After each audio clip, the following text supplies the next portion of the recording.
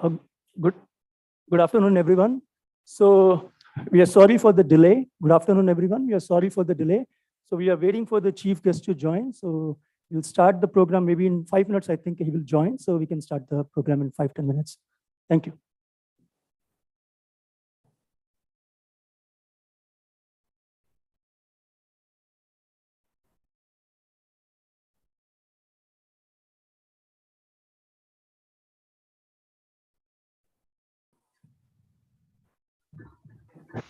Hello. Hello.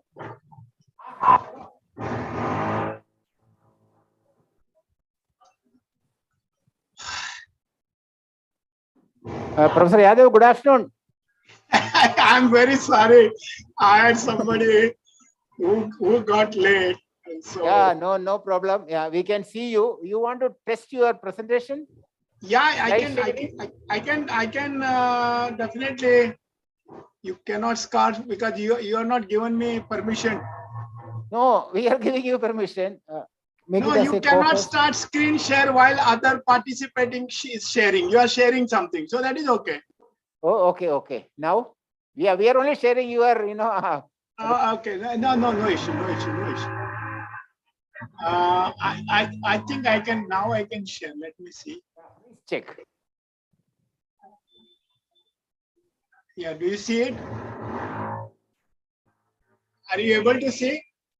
No, it is just coming. Few minutes. Yeah. There is It's come, no? Yeah, I can see that. Yes. Okay. Some reactors, right? Nuclear reactor. Yeah. Yes. Yeah, you know everything. Okay. Yeah, thank you. Now we can start. That will come. I think you want to check full screen? No, I can make it full screen. There is no, let me start, okay? And Yeah. I'll also see that in the slideshow, that is from the beginning. Is it going? Is it seeing? Yeah, yes. Yeah, perfect. Even Okay. smokes are coming now. Perfect. Yeah, okay. Yeah, thank you. Okay, so you can start now.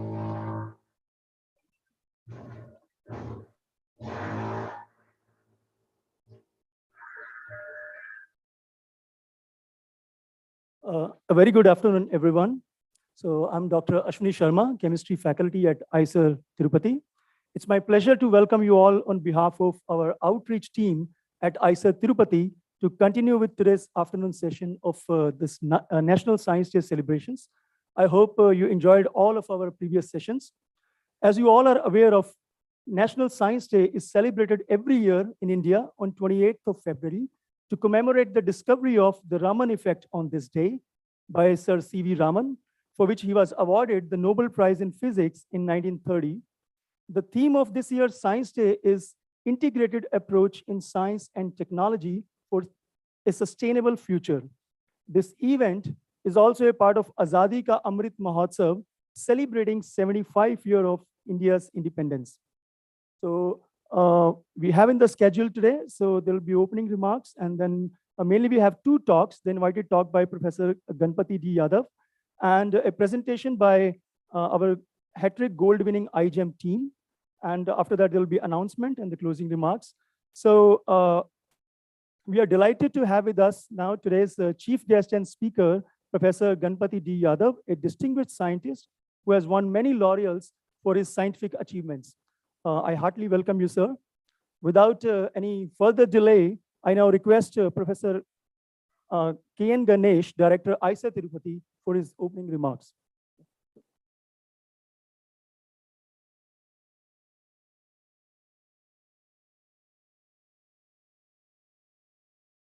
Good afternoon, everyone, and very hearty welcome to Professor G.D. Yadav. And I must thank him because he accepted in his busy day to even then to give the Science Day talk here. We're extremely grateful to Professor Yadav. Let me start with a very good news about Professor Yadav. He has been very recently, maybe in the last 10 days or so, he's been elected as the Fellow of National Academy of Engineering, USA. This is a very, very prestigious award, and very, very proud that Professor Yadav has been recognized with this award. And with this, actually the other people, to know the eminence of this award and his own eminence, I must say that the other people who have been elected this year along with him happens to be Elon Musk and N. Chandrasekaran from Tata, and Nadella. So he's actually joined that league of people at the global level. And he also comes from a place, UDCT, which has a rich tradition of chemical engineering, and his own mentors, Professor M.M. Sharma, Professor J.B. Joshi, and Dr. R.A. Meshelka, they've all been fellows of National Academy of Engineering, USA. So very, very proud to have such an eminent speaker with us. So congratulations from IISER Tirupati and from all of us.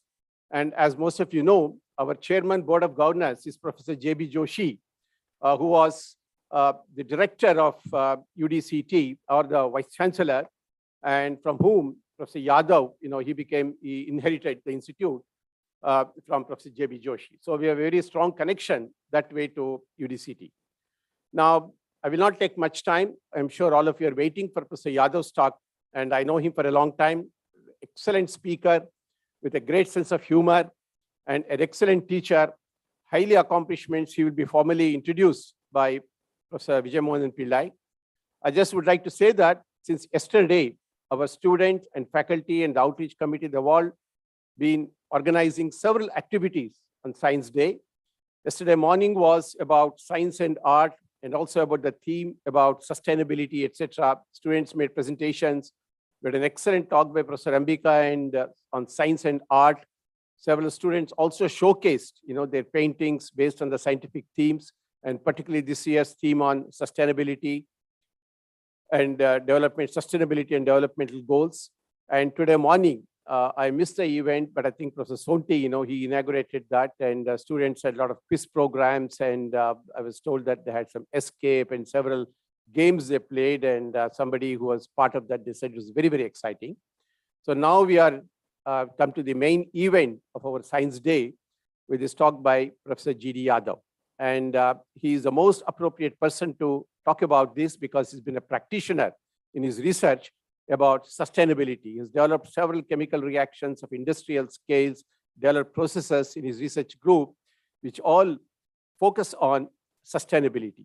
So we could not have anyone better than Professor Yadav to address this year's theme on Science Day. So again, I would like to thank him.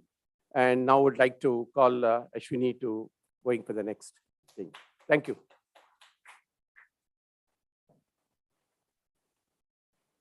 Thank you, Professor Ganesh, for your insightful remarks. So before moving on, we have a documentary here made by Biomass, Jijivisha and Unnati clubs of IISER Tirupati that we would like to play now. It's only for 7 minutes. And the theme of the documentary is Science and Sustainable Development Goals. So may I request IT team to please play the documentary? Good afternoon, class. Today, I would like to ask you a question. What do you think are the biggest problems that you see around yourself? Hunger, Poverty, climate change, and deforestation. Yes, yes, and yes. I'm sick of seeing all the skyscrapers, urban sprawls, highways, and mining activities that are depleting our natural resources and disrupting our forests. I'm afraid future generation will never get to experience the rich biodiversity of our world. but without urbanization and economic growth, how will we ever make progress? All valid points, students. Development must continue, but it should be in consideration of the environment, society, and economy. Only then it will be able to help us achieve intergenerational equity in quality of life. This type of development is what we call sustainable development. But how can we achieve all of this? Sustainable development means meeting our needs without compromising the ability of future generations to meet their own. Simply, we can say that we should utilize the available natural resources judicially to meet our essential needs and not our greed. Take the example of air pollution.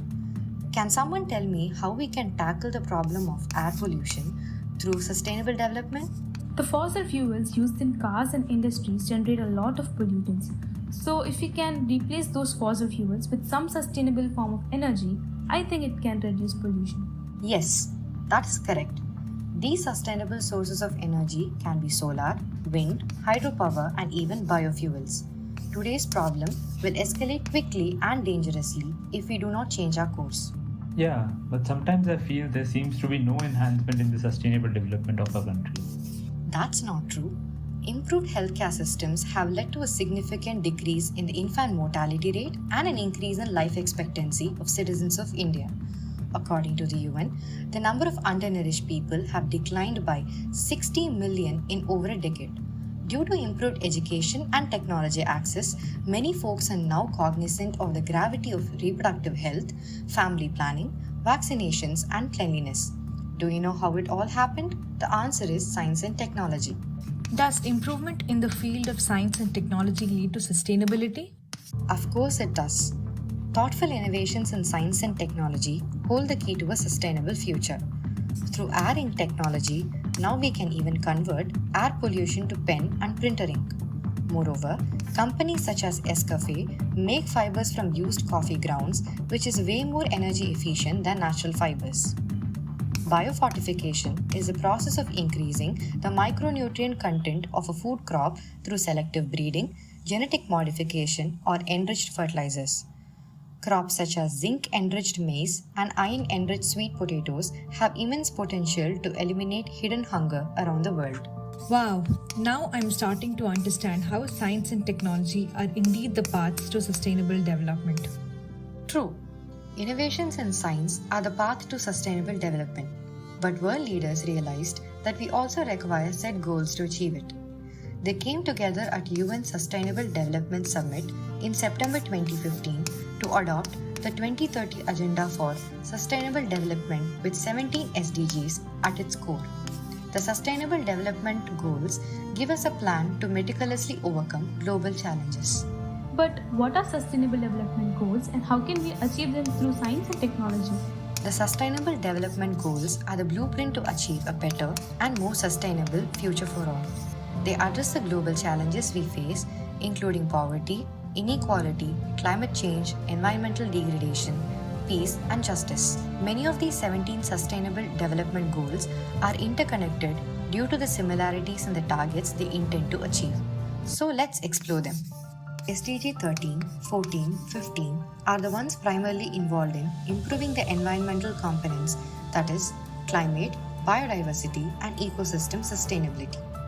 They include both life on land and in water. Initiatives such as the ocean cleanup and air carbon aim at achieving these goals. SDGs 1 to 6 deal with the basic needs and amenities that are humanitarian rights, such as education, supply of drinking water and nutritious food, gender equality, and tackling poverty. Initiatives such as Swatalim provide education to underrepresented young girls in India using technology. They bring together parents, teachers, and the government to create an ecosystem to support girls' education. Economy and infrastructure-based SDGs such as SDGs 8 and 9 are adopted, which help us improve our economic growth by providing jobs in small and large-scale industries. A wonderful example was set by Mr. Arunachalam Muruganandam, which was depicted in the Bollywood movie Padman. He revolutionized the concept of menstrual hygiene in rural India by creating a low-cost sanitary napkin machine that is run by rural women and girls, thus creating sustainable employment. SDG 7, 11, and 12 focus on the provision of cleaner and affordable energy alternatives for production and consumption while building healthier societies. The Wind to Hydrogen Demonstration Project in the United States links wind turbines and photovoltaic arrays which pass the generated electricity through water to produce hydrogen and oxygen. Yeah, but are there any SDGs that target the implementation and expansion of all the SDGs at a global level? Yes, indeed there are. Maintaining global brotherhood and reducing inequalities are essential targets for goals 10, 16, and 17. Extending this ideology, people are also working for peace and justice through institutions around the world. Project Restores is accelerating the global restoration movement by connecting people to scientific data, supply chains, and funding to increase the impact and sustainability of restoration efforts. Whoa! SDGs take into consideration all the current global issues and concerns to create a sustainable future. I am now convinced that through innovations and collaborations in science, we can achieve them. That's great. So students, now I hope that you realize how science has elevated our state of living. It's truly incredible to know how far we have come, and even more wonderful to think about what we can accomplish together. When we think about global challenges, it may dim our spirits, but through innovations in science, directed towards achieving sustainable development goals, we see hope for the future of humankind and all life on our planet.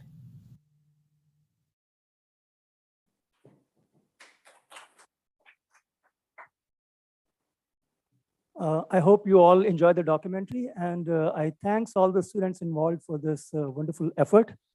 So next, may I now request Professor Vijayamohan Pillai, Chair Chemistry, to introduce today's speaker and chief guest. Professor Pillai. Good afternoon. It's also a great pleasure for me to join this Science Day function. And as mentioned by Professor Ganesh, this year we have integrated approach for sustainability as the major theme. Sustainability is a very important theme. Sustainability also means that meet the requirements of the present without compromising for the future. So we are very happy that we have a champion of sustainability joining us as today's speaker. This is all the more important because India is at a junction where we have very ambitious targets for sustainability. By 2030, we want to have, no, by 2070, we want to have zero carbon neutrality. By 2030, we want to generate a lot of green hydrogen, 80% of green hydrogen. So sustainability is also important for India because we are a country with a large population. 85% of the fuel is imported. 53% of the fuel for natural gas is imported. So one side we have growth requirements, huge population, cities becoming more and more transportation, number of vehicles are increasing. Other side, we have pollution index is very poor. India has one of the lowest pollution index, 150, 148 globally. So please remember that this is also one reason for us to celebrate Science Day, keeping focus on people to think about future problems. So we don't, as mentioned by Professor Ganesh, we don't have a better person who can talk about this, a champion of sustainability. I'm sure that we are all delighted to listen to Professor Yadav. I will introduce him with maybe shortly because I know him 20 years back. I heard him in NCL giving a very, very charismatic talk. And he's a chemical engineer who galvanizes all the people talking about various problems of the world. Green chemistry, he is one of the most vociferous champion in our country. I'm sure you have all read this. I will not elaborate, but I know that I have learned many things from Professor Yadav.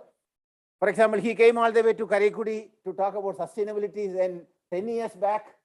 And our students, including our BTech students in electrochemical engineering, were very happy. NCL is also a very close friend of NCL. When ACS started India chapter, the first chair was Professor Yadav, partly because he has been instrumental in developing a lot of solutions for chemistry's problems for industry.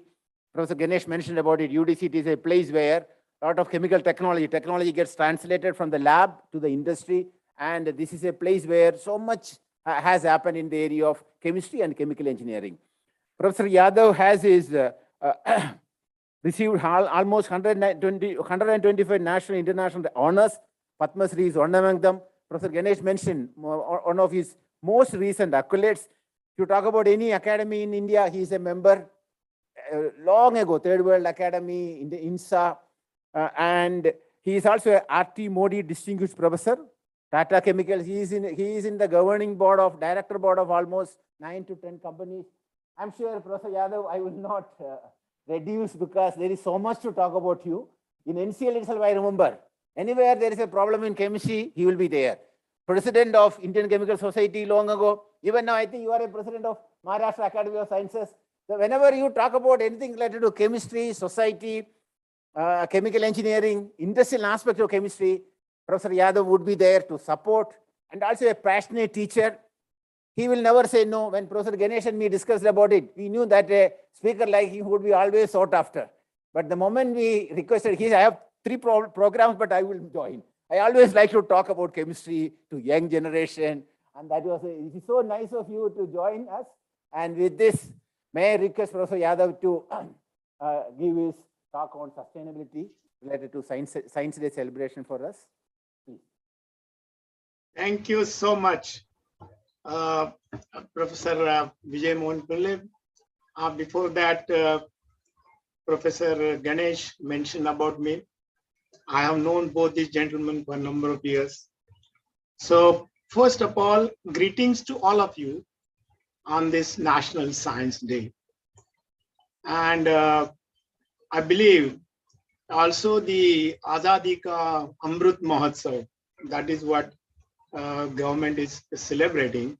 And I've been giving lectures on that account also. So the title of my talk is Pathways to Achieve the Net Zero and Sustainable Development Goals, particularly with reference to the hydrogen economy and carbon dioxide refinery. So you can see this carbon dioxide being emitted from these reactors. So, very interestingly, in 2015, the Paris Accord was, the Paris Agreement was signed by 195 nations.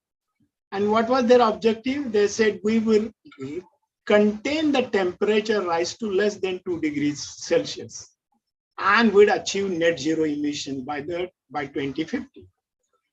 And that was very important. But believe me, United States was not part of that. And that happened only in April last year, when President Joe Biden had the climate summit in April 2021. So what is important is that the historical burden, if you look at the carbon dioxide emissions since industrialization started, so-called Industry 1.0, around 1750 to 2018, you see how many billion metric tons of CO2 has been emitted into the atmosphere. And in that list, India is at 51 billion metric tons, which is at number 7.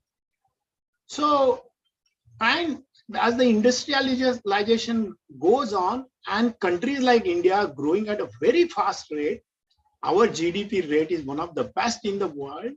So obviously this number is going to increase.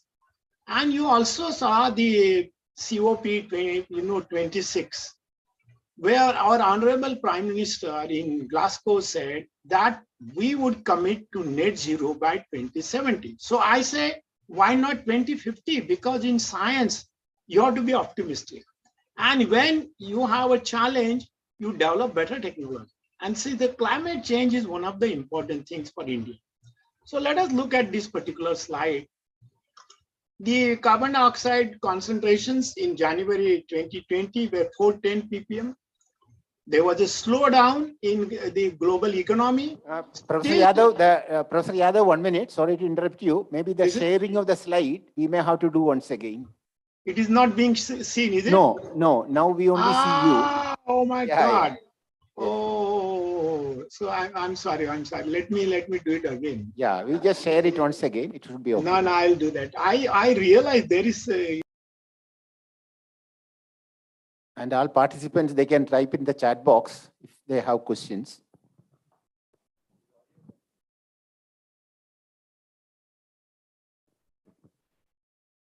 I think you are muted now. Professor Yadav, you are muted now, maybe unknowingly. Okay, now it is. Yeah. Sorry. So let me share my slides again. Let us see. Technology has its own problem. Yes. Okay. Are you able to share now? I see this. Yeah, it is coming. Just now the screen. Yes. Is it the same slide which you saw before? No. It is your desktop. God. Okay, let me do it again. See, this is no, I'll cancel it again. Yeah, maybe you open the PPT and then. Yeah. No, I have done that. I opened the PPT. Yes. Share the window. Yeah. Is it seen now? Now it is coming. Yeah. Okay. Now you make it full screen or. No, I will do that. I'll do that. Yes. Yeah, now it is perfect. Let me see whether the next slide is seen. Do you see the next slide also? Yes. Okay, so I talked about these two slides, and I talked about this, that India is being at number 7. Okay, and this is the slide. Do you see this slide, COP26? Hello? Yes, we can see. Okay. We can see hugging, Modi. Okay. And then, yeah. Thank you. So what now I was here and you said that you are not seeing. So what I'm trying to talk about is that in January 2020, the CO2 concentration in the atmosphere was 410 ppm. And despite a slowdown in economy, that increased by 2 ppm in a year's time. And this was now it is about 419 ppm. That means the carbon dioxide emissions are going up dramatically. So technological interventions are required for converting this carbon as a resource. So let us talk about it. If we don't do that, by 2050, the concentration would reach about 2000 ppm, and the temperature of the globe will go anywhere between 6 to 8 degrees C, and that will be disastrous for the world. What is the reason? The reason is the economy is based on carbon across the world. So let us look at these carbon sources. The fossil fuels, oil and natural gas, coal, and you also know the renewable carbon biomass. And we are talking about, the crude refineries against the biorefineries. So whether it is renewable or non-renewable carbon, it ends up as carbon dioxide. So why have carbon as a source for energy? So that is obviously a very simple answer. But materials cannot be produced without carbon. That means we require carbon on one hand for chemicals and materials, but we don't require it for energy. And so this is what we argued in our paper in September 2020, which was published. This has more than 7,500 downloads and accesses, and many people contacted us. What we said that it is bad idea to have biofuel-based economy, even otherwise. Even you may say it is, carbon neutral. So I will argue about that. Something is wrong here. So, are you able to see this slide? Yeah. So can you show any three man-made materials or products without the use of chemicals? That is the question. And the answer is simply no. You cannot show. That means chemistry is life and chemicals are life. And so if you can show any man-made materials, three of them, you will get 100 million pounds. This has been waiting since 2008. So interesting, isn't it? That means chemistry is required, but we don't require polluting processes. That is what it is. So energy and environment are intimately connected. And therefore, in order to meet the international treaties, particularly the Paris Agreement, which we have signed, we have to, have economy where we decarbonize it. Okay. So one of the questions I'm posing is biomass a new energy source or should it be used for energy? So I'm going to give these answers. According to me, because we have this philosophical way of saying thing that Brahma, Vishnu, Mahesh is the Trinity for all our Hindus. And the Christians talk about Father, Son, and Holy Spirit, right? I always say that they have borrowed it from Hinduism. So my Trinity, as far as science is concerned, is solar, wind, and hydrogen. Solar and wind can give you energy, but solar and wind cannot give directly materials. So they can participate in, even in hydrogen production, they can be used, right? But hydrogen can give us chemicals and materials through hydrogenation and oxidation. So hydrogen is a real savior, okay? That's what I say. So let us look at this hydrogen as a savior. And very interestingly, on February 17, the Ministry of Power notified the green hydrogen and green ammonia policy. And this implementation of this policy will reduce the dependence on fossil fuels and the crude oil impacts, because government is really worried. Right now, you look at the war-like situation in Ukraine. Now the price of crude oil today has gone over $100 per barrel. So that is not sustainable. And so government of India says by 2030, we should meet 50% of country's requirement through renewable energy. So this is where green hydrogen is going to help us. Ammonia, green ammonia, ammonia is also energy source apart from being a feedstock by petroleum, by the fertilizer industry. So carbon-based fuels and hydrogen, whether the carbon is coming from fossil fuels or it is coming from biofuels, it has to be converted into this CO2 has to be converted into fuels, chemicals, and materials. And I'm going to discuss about that. I need not sing praises about hydrogen. Everybody knows it. Okay, so we are on one hand, hydrocarbons getting reformed by steam into hydrogen, but there is a co-product of CO2. So you may have a carbon capture technology and storage. So hydrogen is going to play a very, very important role. But let me take you historically back. What happened? Why we are so much dependent on this carbon, that is the crude oil and coal. So, historically, I'll give you a little bit of history, little data later, that crude oil was a savior of the whale population, because whales were being used as a source of energy and also making soaps. And in 1869, Colonel Edward Drake, he drilled the first well. So what happens? So when you have the drilling of the well, because of the auto pressure there, which is because of the gas and all, so-called primary recovery, you can get up to 15%, depending on what type of pore structure is there. And in the secondary recovery, where you have a water flooding, because you want to push the stranded ganglia of oil. This is the macroscopic picture, what you see, and microscopic picture is little different. And in the still, you cannot recover more than 20-40%. And beyond that, up to 60%, you can add chemicals, you can add steam, you can add carbon dioxide. So what they say, carbon dioxide sequestration is one of the ways of recovering this, this crude oil, that is the tertiary recovery.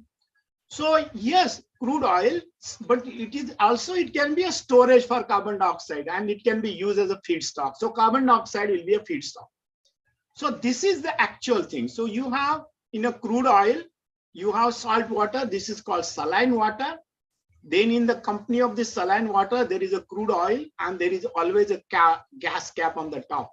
So this gas comes from here and you drill. So you have, anytime that you drill, somewhere you get free gas cap. Sometimes, you can go down and the crude oil is at the bottom. And this can range anywhere from few 100 meters to 10 kilometers. You can imagine. And so this is where we require the primary, secondary and tertiary, recovery methods. Okay, this is required. And that water is not free. It also has to be chemically treated. You require, biocides and all sorts of things. And in the tertiary, you have surfactants, polymers, and whatnot. Okay. So actually what happens, you want to increase the sweep efficiency of the front. This is a, fluid dynamics. Okay. And this fluid is in a microscopic array of millions and trillions of connected pores. Okay. So in the so-called primary recovery, secondary recovery, and tertiary recovery, in the tertiary recovery, you may use steam, hot water, or use gas injection, carbon dioxide. This is one of the ways. Or you have alkali, surfactants, polymers, and you may have microbial flooding also. You can grow microbes underneath. They will break the crude oil into gas and other surfactants, and that is how you increase but still a lot of crude is left behind. And that the current technology is not economical to take it out. That is what I'm going to tell you.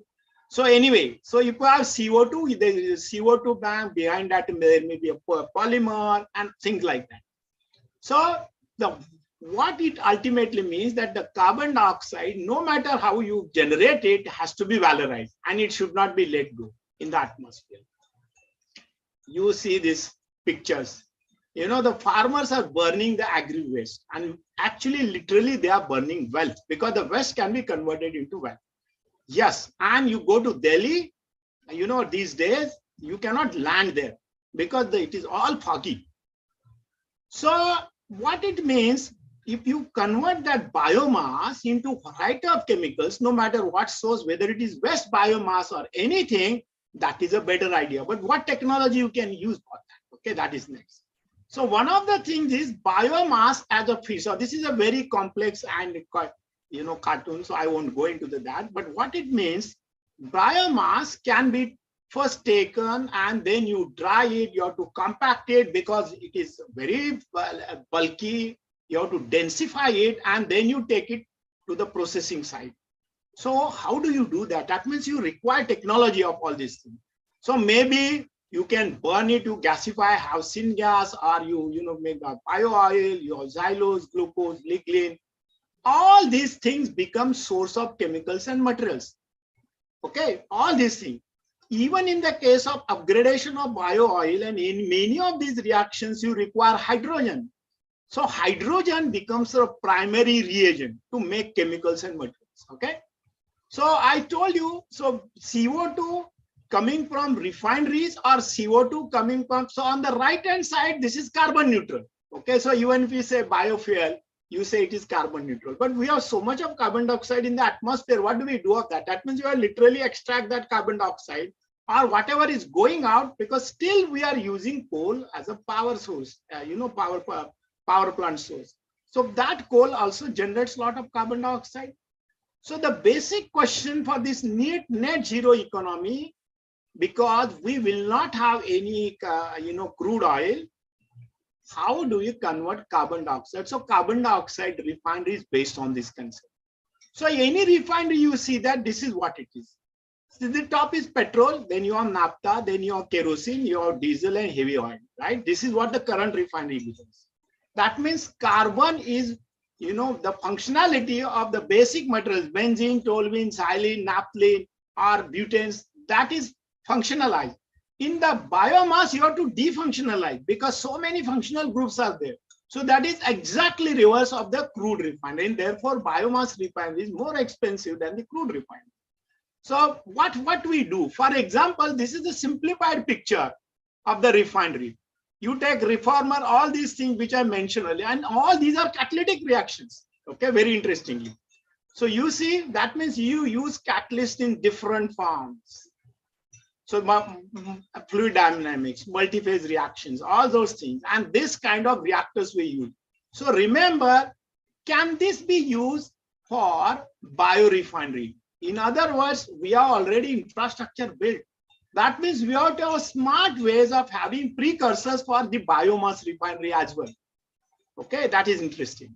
And in the petroleum refinery, what are our basic raw materials? Petrol, that is petroleum or crude oil, natural gas, then air and sulfur, and we go on making primary, secondary, tertiary, all these things, and finally what we get is textiles, food, transport, housing, recreation, and the general public is only interested in the last part of the thing, the finished products, and without knowing they blame the chemical and allied industry.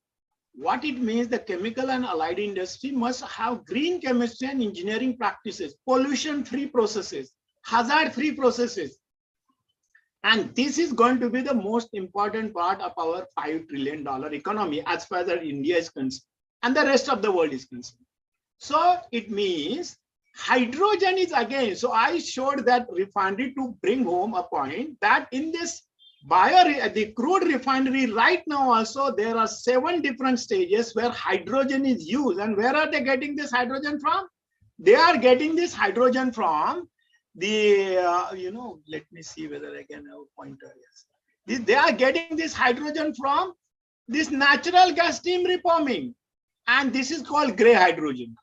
You can get hydrogen from coal also, right?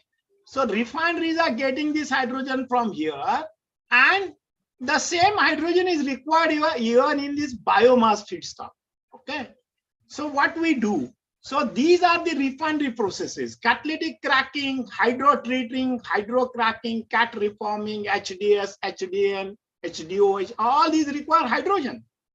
So that hydrogen now we are getting from natural gas.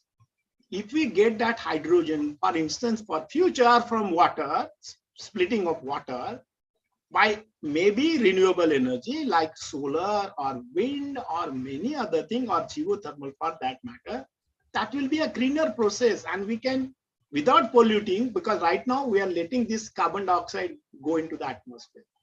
So hydrogen plays a very, very important role, no matter what you do. So hydrogen is the savior. So let me come back to this particular phenomenon. It is said that by 2054, we will not have any crude oil. And I gave you a background. I showed you that, the excavation of oil being done. So what do we do? So remember, let us take a base year, for example, 2020, when we had 410 ppm, we used to emit something like 35 gigatons of carbon dioxide.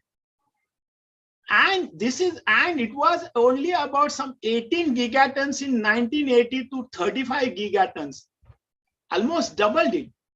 And if we want to come down to 2 degrees C or 1.5 degrees C, we have to have radical mechanisms to go to the so-called net zero, where we reduce our dependence on carbon, so-called decarbonization, right?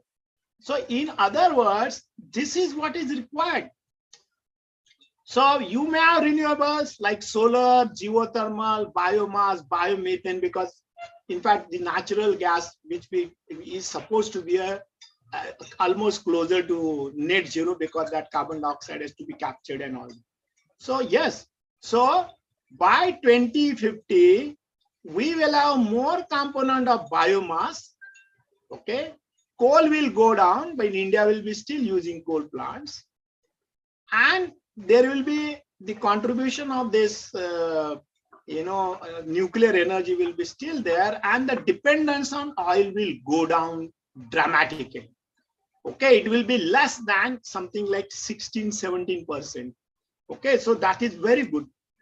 And so the oil consumption, for instance, in 2020 was something like 97.4 million barrels per day oil is was consumed.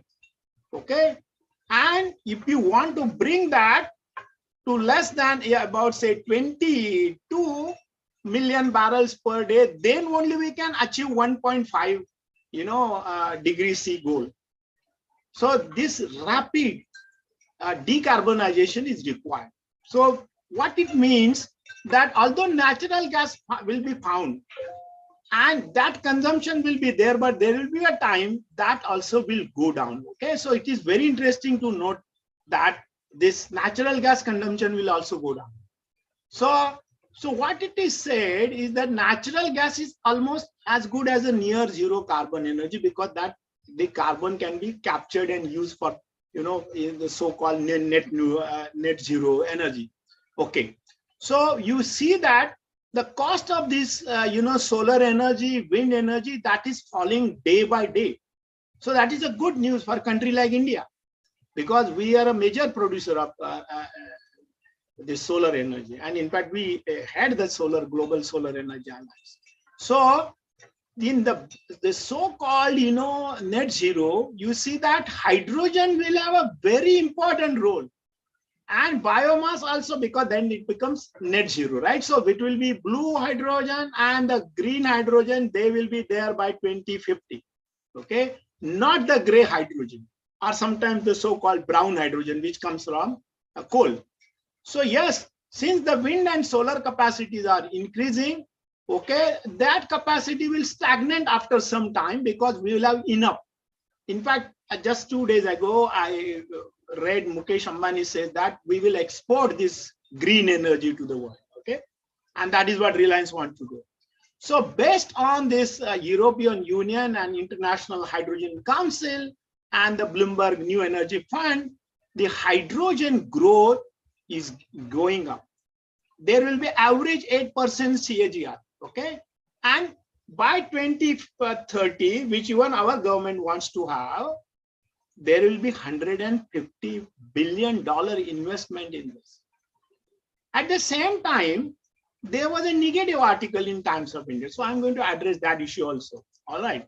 So for the hydrogen economy to be reality, we have to produce hydrogen by a cheap means. Okay, and so in the net zero economy, green hydrogen will have the greatest impact. Okay, that is what. So how can we do that? So for example, you get natural gas hydrogen, which is the so-called gray hydrogen, or you have gas reforming, where it creates carbon dioxide and hydrogen, or gas pyrolysis. Now this is where you get only carbon. Many people say that we can make carbon nanotubes and hydrogen. There is no carbon dioxide. So yes, so hydrogen and CO2, they are our future. That is what I use in my title. And so whether it is industry, power, heating, transport, hydrogen will have tremendous uses. And the CO2 from the gas reforming can be captured and stored, the so-called CCUS, and then use it whenever you want. Okay, that is one thing. So green hydrogen, blue hydrogen, and gray hydrogen, these are the technologies which are mainly talked about, and we have to compare the price of this. So for example, the blue hydrogen, so methane from natural gas, because I also showed you a slide where the natural gas consumption is going up and natural gas, production will also catch up. So yes, so if you capture that carbon dioxide, then it will become blue hydrogen. And our embassies is all capturing all the carbon dioxide. What happens if you capture 90%? What happens if you capture only 50 to 55%? So, and this methane pyrolysis, where they say that you have only carbon and hydrogen. Okay, this is one. There's no carbon dioxide in this. So now what is happening? The economists are saying, well, we should have 5 sets of hydrogen. Green, of course, where the electricity or the source of energy is renewable. It can be solar, it can be wind, it can be anything as nuclear even for that matter. Okay, and you get hydrogen and oxygen, and both are important. Then this is the blue, this so-called turquoise, okay, which is the pyrolysis. Gray and brown, which is brown is from coal. So look at this so-called technologies and what is the cost and corresponding, carbon dioxide emissions. If you take coal, And gasification without any carbon capture and storage, you have highest carbon dioxide emission, 19 ton per ton of hydrogen. And right now, that is what the power plants are doing. So power plants are highly polluting. Our energy source in India, power plants, is about 65 to 70% energy comes from that. And this, depending on the capacity and where it is done, the cost of hydrogen is $1.2 to $2.1 per kg. Gray hydrogen, when natural gas steam reforming, okay, again, there is no carbon capture. It is 11 tons of carbon dioxide per ton of hydrogen.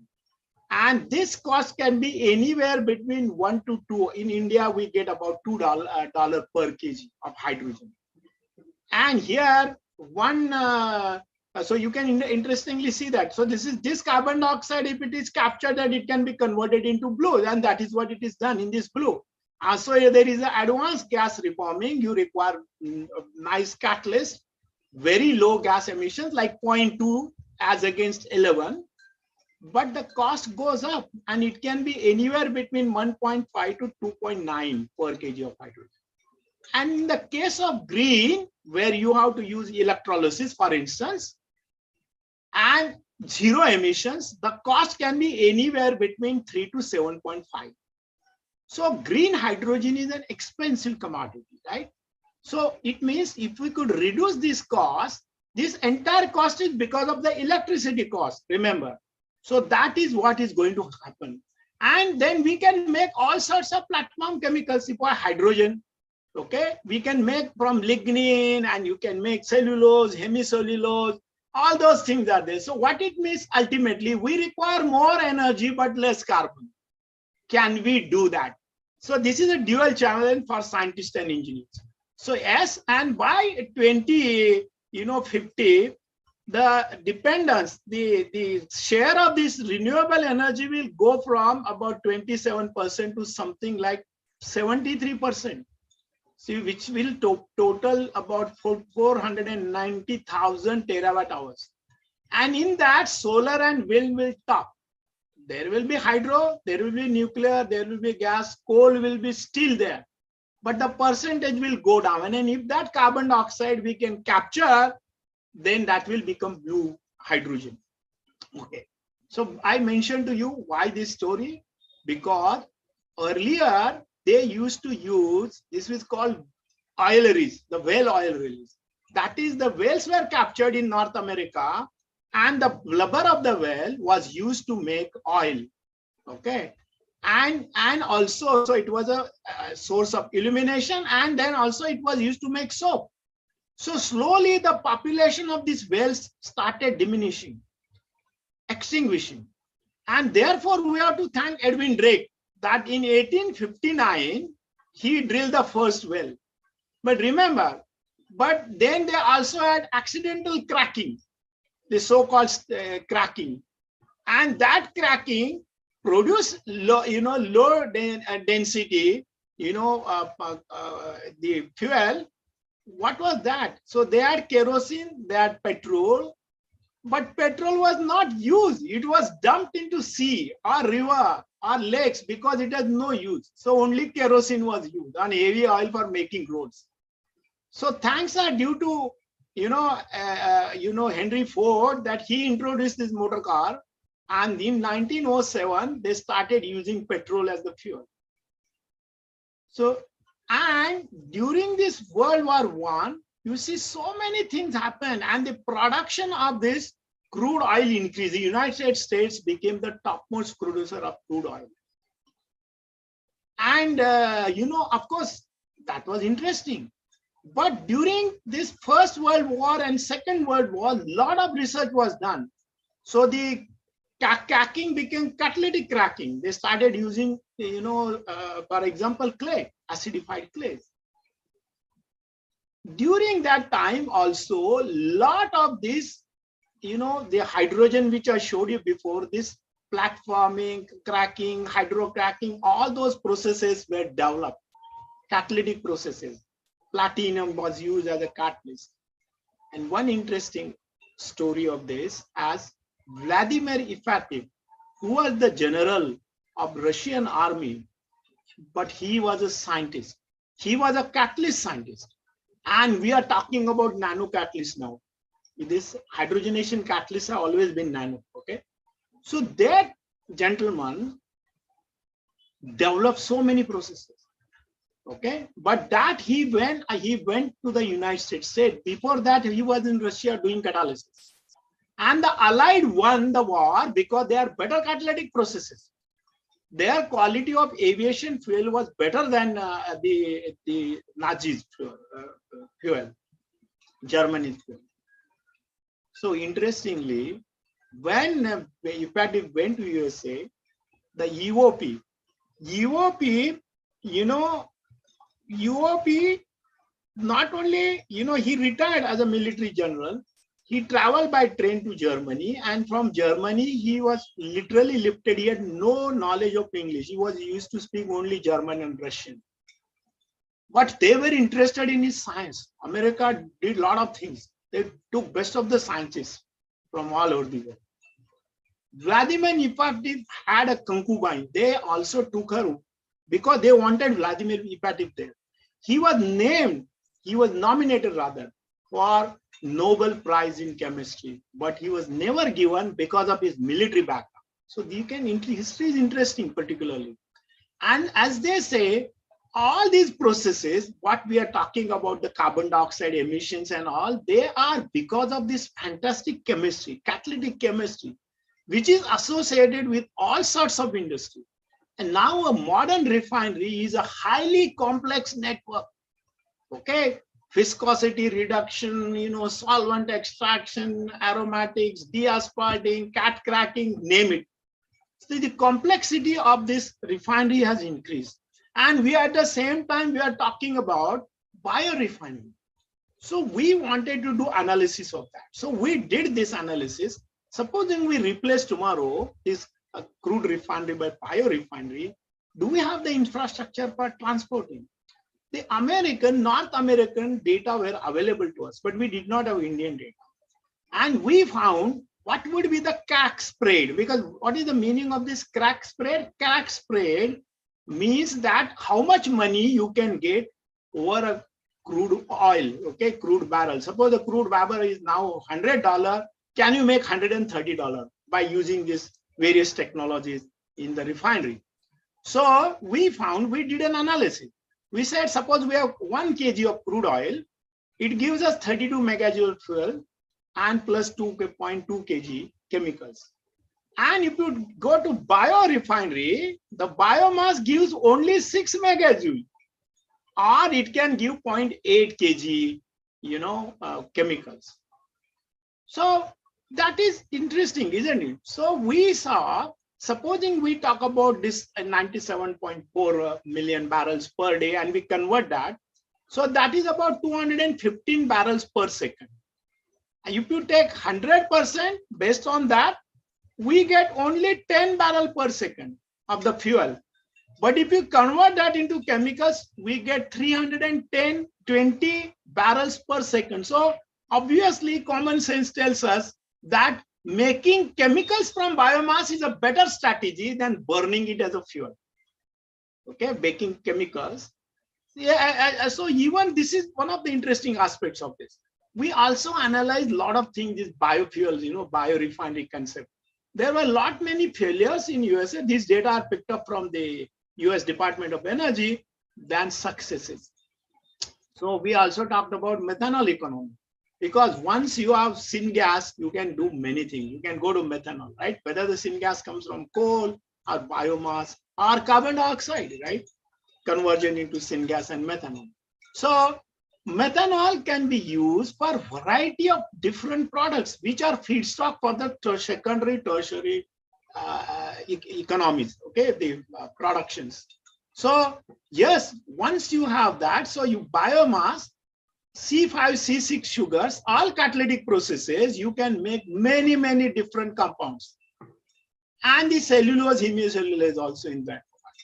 And if you take the lignin part, again, these are metal catalyzed reactions, say oxidation, hydrogenolysis, dehydrogenation, demethoxylation, dealkylation. So what I told you before, that hydrogen and oxygen both will be useful for the biorefinery. This is what is meant by that. And so we have variety of these things, hemicellulose based, cellulose based, lignin based. Many of these things are done by many scientists in India and abroad, and I'm also one of them. Okay. The other issue is related to, I told you earlier, that what about plastics? And we have been saying that we should ban single-use plastic, but I have a different philosophy on that. If we have a proper collection methodology, single-use plastic need not be banned. There are 7 different types of plastics. I won't go into the details of this. All of them can be hydrogenated. Okay. So look, single-use ban plastic in USA, in Europe and India, banned from 2nd October. All these things singly. Why? Because they say that the pollution by these plastic bags is too much. Now, is plastic the problem, or the people who are using the plastic is the problem? So the problem is 2 parts. One is pollution already done, and pollution to be done by the plastic which you want to use in your home. Suppose I say that you have a better collection methodology wherever it like the PET bottle. Okay. India has the maximum recyclability of that.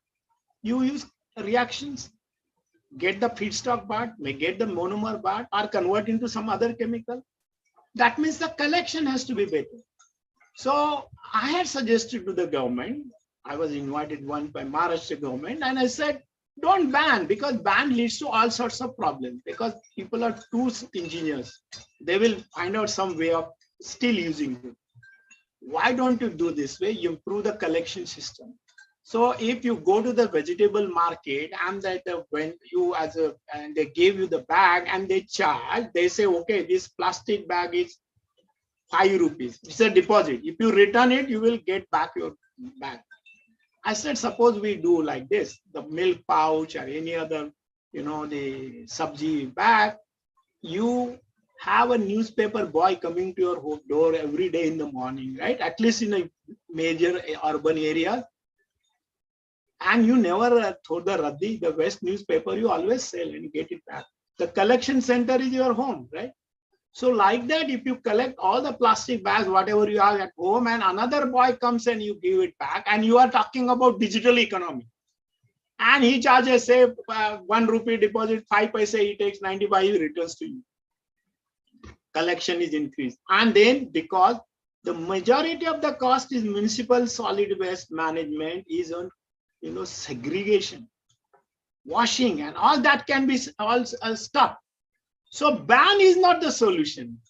My fundamental principle is, if one technology creates societal problems due to the irresponsible usage by citizens, another technology should solve it. Legislation is secondary. And this has been done in Ireland. They encourage people to, now we in our country we are saying, okay, take, cotton bag. Why that part? In Ireland, they found the pollution went down by 300% when they said that you reuse the plastic bag which you are taking. So you put a deposit on that. Deposit is the best solution, right? Because that way we can create white collar rack pickers. So in the waste plastic chemical cycling, we have chemolysis and thermolysis. So you can see chemolysis, pyrolysis, gasification, all these technologies are available. Catalytic technologies are available. And in chemolysis, we have hydrolysis, glycolysis, aminolysis, alcoholysis. That means this is the basis when you collect properly, whatever is the waste. So hydrogenation, why I say hydrogenation? Because it can handle top molecules like chlorine, nitrogen, oxygen, and sulfur. And refineries already have this technology. So you don't have to reinvent the world. Okay? And so this is what is important and should be done. And hydrocracking catalysts, what is the functionalities. Those who are working in catalysis, they know a dual functional catalyst or a trifunctional catalyst. So yes, we can do that. And in the case of plastic bag, PVC, you can handle HCl, PET is water, if you just do hydrogenation. Polyamides is amine, and rubber will be H2S. These technologies are known to refineries. So And at the same time, you will develop better catalysts. So better catalyst, new material development, all these things will result if we have a proper policy. So as I said before, we have to create responsible citizens, and we are talking about sustainability. Your film also showed something, but think on this as scientists. And hydrogen being the cleanest fuel, I think that is what we should do. Another area which is contributing too much to carbon dioxide is steel production, nickel production. And if you look at India, this slide was made in 2017. We had a production of something like 99, million tons of steel in India. And if you look at 21 financial year 21, this is going to be 105 or something. And this year in 2022, it will be 120 million metric tons of steel production, and that is producing a lot of carbon dioxide. So what is the solution? Solution is the solution is this. You see, for once you have sorry, I will go back. Okay, so you see that you generate electricity, maybe use hydrogen there or maybe any other source. You have water electrolysis here, that hydrogen is coming here, and you take the lump iron. So instead of using, the polluting processes, carbon-based processes, we are using hydrogen, clean hydrogen. That will reduce the burden on environment, because carbon dioxide this is a very high carbon intensive energy. So yes, so look at the intensity, CO2 intensity in steel production per ton of steel. Everything from basic oxygen to electric furnace, it's very high. It is per ton of steel, anywhere it will be from 2.25 ton of carbon dioxide per ton of steel. And you are talking that the world, China is number 1, India is number 2, then the European countries, then the USA. That is what was shown in the earlier slide. That means steel industry is the highest carbon dioxide generating industry. And so we can make continuous improvement, as far as some hydrogen based technology. As the capacity increases, the hydrogen storage technologies improve, the fuel cell technology improves, and hydrogen fueling stations are formed. That is what our government of India is talking about in the green ammonia, I'd say green hydrogen and green ammonia policy, right? Then you will have fuel cell cars. You will have hydrogen cars. Now there is a debate on that. So fuel cell cars, hydrogen cars, a heavy vehicle, because you require distance also, isn't it? So yes, but at the same time, we have to produce hydrogen by some means. Currently, what is the status? Steam reforming of natural gas is the maximum, the gray hydrogen, okay, 48%. And we have some, random also, like water electrolysis or the so-called soda, caustic soda industry, right? So in the case of blue hydrogen, we also did work like many others are doing. We also got patents. We also published. But what we were excited about is this is the process which I've been working, supported by ONGC Energy Center since 2006. I can produce hydrogen at 95 cents per kg. What the United States Department of Energy says, if you produce that less than $2.5 per kg, it is the great technology. So there are people working across the world on this. And here, remember, 1 kg of hydrogen is accompanied by 8 kg of oxygen. And what is the cost of oxygen? About 10 cents per kg. So that valorization of oxygen, I have not considered. I said, suppose there are some hidden costs, because this is a very complex process. We have been developing, working like crazy people, right? Got several patents and all. But yes, this green hydrogen is so exciting. So exciting. So we can use, this is no carbon-based, technology. So of course, then we are working towards sustainability and whatever I told you about the hydrogen-based reactions before. And why hydrogen? Now there is another question. One economist come journalist who is very popular, I will not name him, but he said, oh, what happens if there is a big accident? Government should not give incentive to industrialists. The government should go slow. Actually, this is highly negative thinking, according to me. Science is not like that. And so I will show you a slide little later. Okay. Why negative thinking? And I mentioned before, if any technology creates a problem, another is there.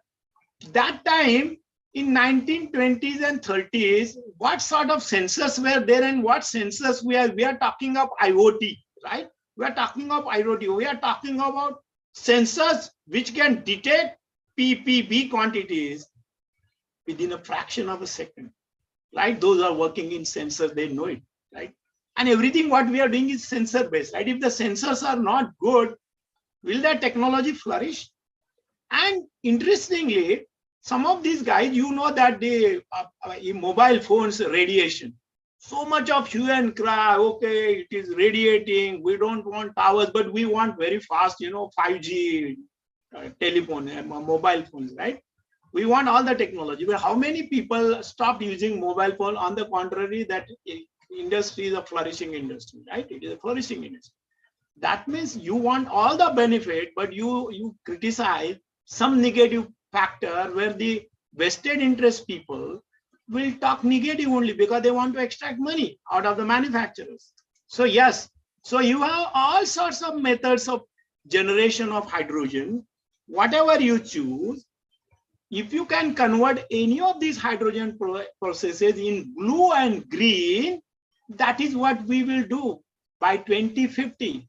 So somewhere we will have nuclear. In the case of nuclear energy, there will be radioactive waste.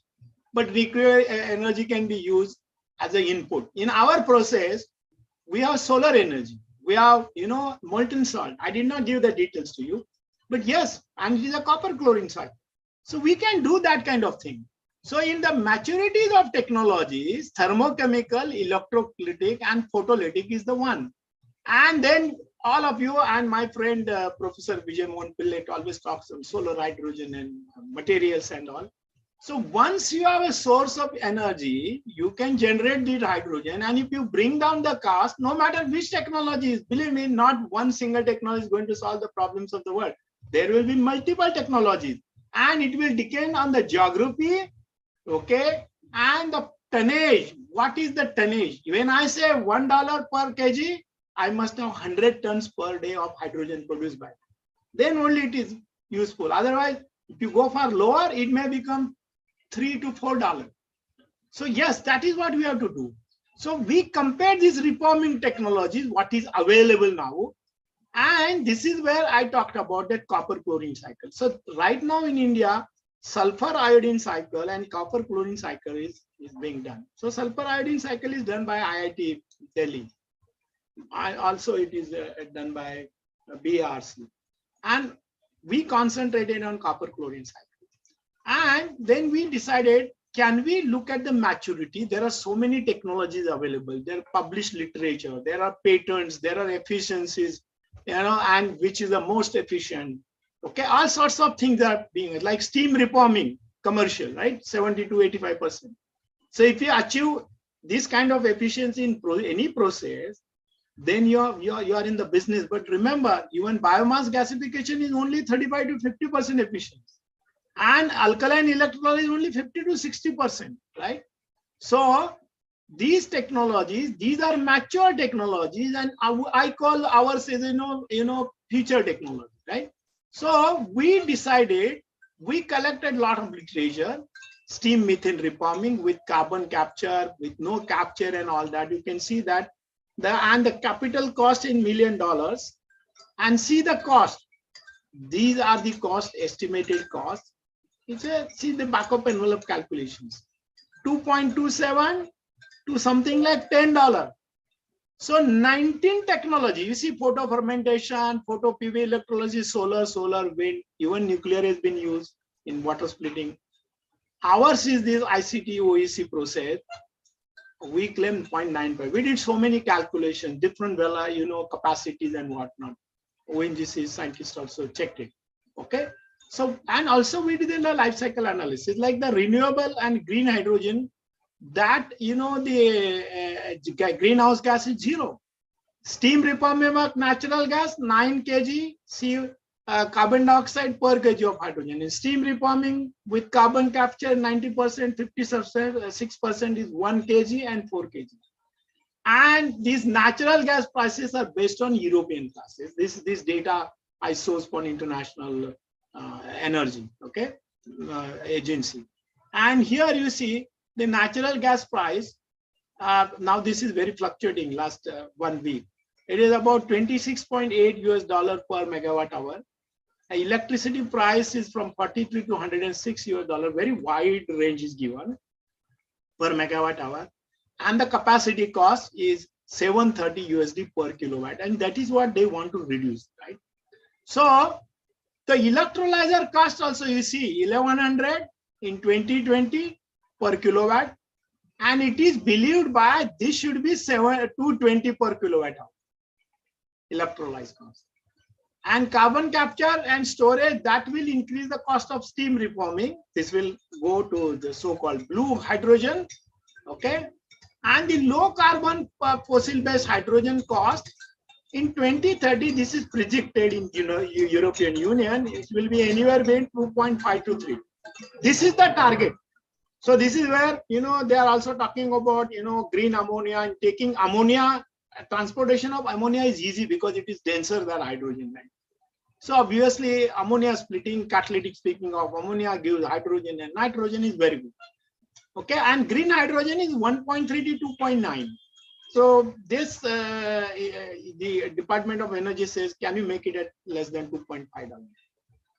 And the target is for solar electricity. And if it is cost competitive with the current fuel-based, systems, then this is the most important point. If the cost of the installed PV power can be reduced from the present of $5 per watt installed capacity to something like 1 per watt, then the solar electricity will be less than $1. That is 10 cents.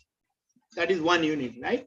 So obviously, the cost of the electricity is deciding the cost of hydrogen.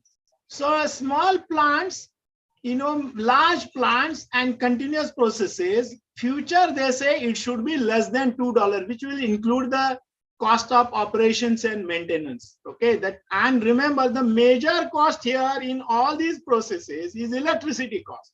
The capital cost goes down as the capacity. So electricity production is the most important message of this particular thing. So by 2030, where across the world people are saying it will be a hydrogen economy, okay, hydrogen economy, then the cost of electrolyzers will go down. So this is known that hydrogen can be used directly for heavy trucks and big fleets, then conversion of carbon dioxide in hydrocarbons and whatnot, synthetic fuels, then upgradation of oil, green ammonia, metal production, chemical and allied industry is a small portion of this. And of course, heat and distributed power. And it is believed by this McKinsey's report that you see that these are the major areas: power, transfer, industrial energy, building and industrial feedstock, which is given in numbers here. That there will be a 10-fold increase in this. And the demand for hydrogen will be 539 million metric tons. And these are the sectors which I mentioned to you earlier. So of course, hydrogen is going to be the backbone, and so it will be a hydrogen economy, right? So in the carbon negative goal, we already saw that we have carbon dioxide and hydrogen is very important to make chemicals and fuels. And I already told you that the hydrogen should not be used. Other biofuel should not be used for fuel, but you can see that this hydrogen, where this carbon dioxide converted into methanol, dimethyl ether, we have got patents in all these areas. Okay, so this is the work which I have done, where we have solar power, we have molten salt, we have copper chlorine cycle, we produce hydrogen and oxygen. Only water is the input. Then we have, methanation of this carbon dioxide. So you can see that this is hydrocarbons. You can get higher hydrocarbons. You can have waste biomass, plastic, and also oxidation. And all these chemicals, a galaxy of chemicals are produced. You use green ammonia, you have fuel cells, hydrogen vehicles, electricity, green steel, and whatnot. So this is, the flow sheet of my program. So yes, so if you want to create a zero waste society, hydrogen is also going to play a very important role. And the so-called circular economy. So you may hear biomass will be used for making chemicals and materials, and water will be used for making hydrogen and oxygen, right? So all these things, the circular bioeconomy and the role of hydrogen is based on these two concepts. So hydrogen will play a very, very important role in this circular economy. And all sorts of things are there. So what is green economy? On one hand, we have biomass, bioeconomy, bio-based economy, and here you can see that there is a high degree of recycling and reduction and whatnot. So ultimately, it means that the hydrogen economy will be a reality. We'll have new hydrogen applications. Safety factors will be taken into consideration, as I told you earlier, and existing processes will be where hydrogen is used, they will be based on green hydrogen. So since hydrogen safety was talked about in that article last Sunday, I wrote another article which will be published. So, by the nature, all fuels have the same degree of danger associated with. The safe use of any fuel focuses on preventing situation where the three combustion factors, ignition source, that is spark or heat, oxidant, and fuel are present. So that means all our safety is based on that. A number of hydrogen's properties make it safer to handle and use than the fuels which are normally used. So general public doesn't know this. For example, hydrogen is not toxic. And because hydrogen is, much lighter than air, it rapidly dissipates. You should have ventilation, right? So if you are having a fuel cell which is driven by hydrogen-driven fuel cell, you have nothing have to worry. And the testing of hydrogen systems, tank leaks, garage leaks, hydrogen tank drop, all these tests so far conducted have shown that hydrogen can be produced, stored, and dispensed safely. So green hydrogen is safer than all the conventional fuels which are right now used, including the petrol which you are using in your vehicle. Okay, and you also should know that no fuel is 100% safe. You have to take precautions. And as I mentioned that we have better detection technology now than before in the so-called industry 4.0, so we will have no problem. So I must quote Swami Vivekananda. Each work has to pass through three stages: ridicule, opposition, and then acceptance. To make hydrogen economy acceptable, right now there will be opposition because there will be people who are not interested in it. But since entire world is moving towards that, that opposition is slowly vanishing. There will be acceptance by society. So the way forward is green hydrogen will be the savior of the world. Hydrogen economy can be elegantly intertwined to make many chemicals from waste carbon like C1 of gases. Government of India should adopt hydrogen economy. Luckily, they have adopted it. And our process is one of the processes where we can make hydrogen at less than $1.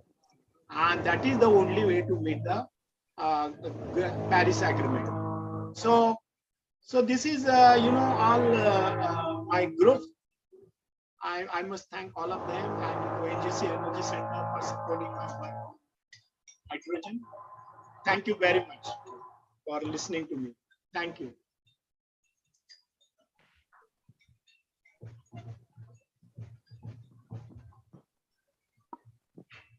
Professor Yadav, thank you so much for a very wonderful talk. I'm sure that we now know the road to zero neutrality is very tortuous, and oil companies are always after you for advice. We can have a few questions. Yes. Yeah, there are two questions in the chat box, Professor Yadav. Are you able to see that? Yeah. I'm not able to see the question, but you can read out. We will read it. We will read it for you. Yeah, the first question is from Himanshu Bansal. So it says, why cannot we apply calcium oxide on walls of industry? It will react with carbon dioxide and form limestone, which will lower pollution. Very good question. These are questions, where you have to have CO2 reacting immediately. And imagine the quantum of CO2 in atmosphere. Quantum of CO2, it is a drop in the ocean. Yes, you can do it as a fun in the laboratory, and you have to create so much surface area, right? It will react on the surface only. So in the greenhousing, they talk about this. They say, okay, we will have all this thing, but that solution is not going to be like, people talk about carbon dioxide for making salicylic acid. How much salicylic acid you can make and give headache to people? It is the quantum which is important. So you will have lots of people using carbon dioxide based chemistry, and they say, in fact, they write glorious statement also. They say that, okay, this is one of the ways, but you must look at the perspective. The tonnages of carbon dioxide which is there in the atmosphere and which will be generated because you are using carbon as a fuel. What is that? So we require massive solution, massive input is required in this. Okay, as a researcher, yes, we can do it. You can get a patent also, but it will not be implemented.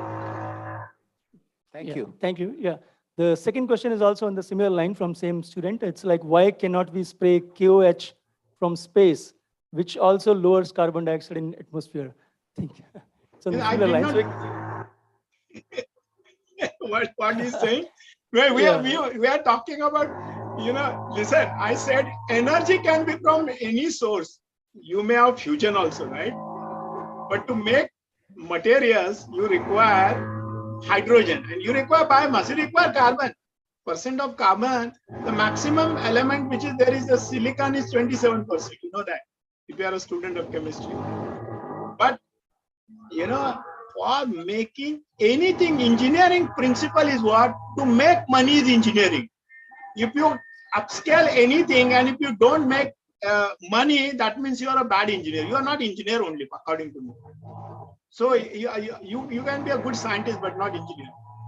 Yeah, there's another question from the same student. It's like, can making of polyblend using all waste plastic be a solution? Like Ahmed Khan, I think is one. Right now also people are saying, we can put it in the, tar and make roads and all. Yes. And it is encouraged. Government of India's policy is there. That is a partial solution for the waste which is already lying. Correct. You have a lot of waste lying in the ocean also. You have to clean the oceans also. Remember, the technological problems are huge. And as I mentioned, remember the quantum is very important. We have to address, and we require technologies which address a million tons, not few tons per day. Yeah, there's a Dr. Balraman has raised hand. Dr. Balraman. Yeah, hello. Yes. Hello, sir. Yeah, hello. How are you? Fine, sir. Thank you. I have met a couple of times in your office also. Yeah, sir. This is regarding the hydrogen economy. So the talk is really very enlightened and really, touched all the burning issues which really the nation is required and the worldwide people are facing it. So, my question is like, that ICT process. This is close to $1 per kg of hydrogen. This is including capital in capex or without capex, sir?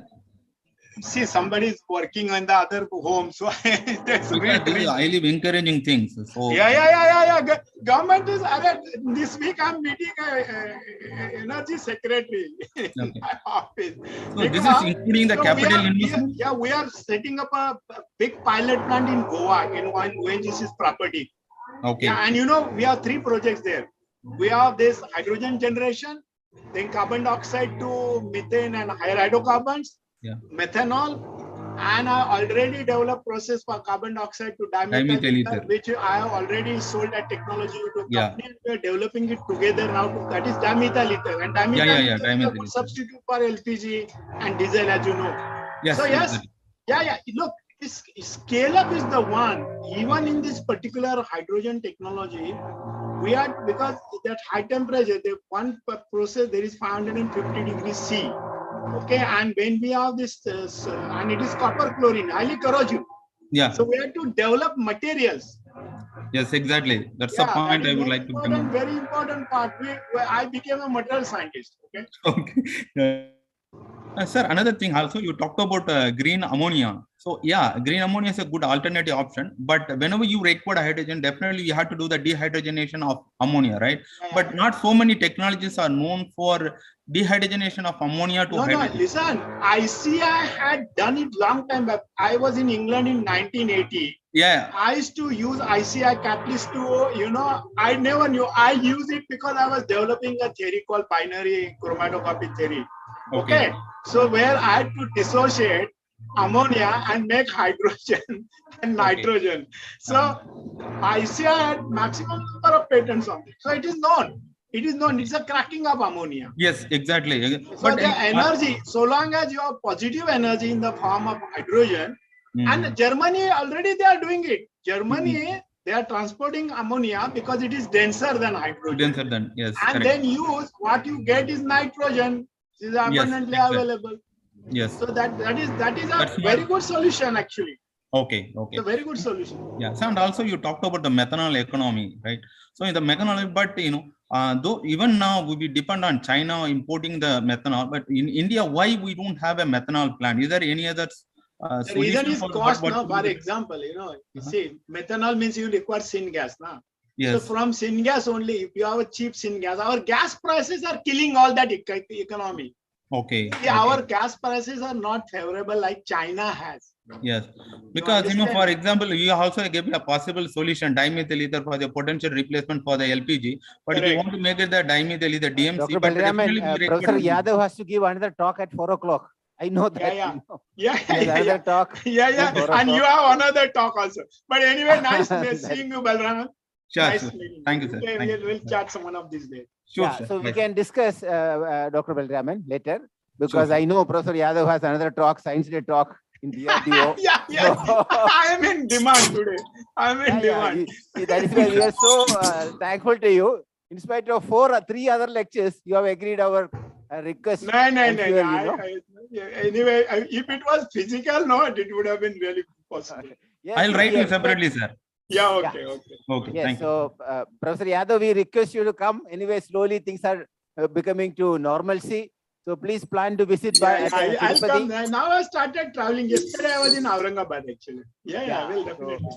you can always get prasadam from Balaji also, right? Yeah. Come to IISER. And Professor Yadav was given a project to IISER from the green energy, which he was chairing. So you can also look at the progress of the project. I will definitely. I'll definitely come. And no, even let us otherwise, I have 2 great friends there. I'll come. Yeah. Give a big hand to Professor Yadav's fantastic talk. Thank you so much. Thank you so much. We have a small function. We have a small presentation here, IGEM. Some of our students get international prizes. So I know you have a lecture at 4 o'clock. So feel free. I can remain for another 5-10 minutes. Yeah, I will see. Okay, I'll see it. Yes. And yes. I will mute my mic so that. And you may log off whenever it is convenient. Thank you all. Thank you. Ashwini, please.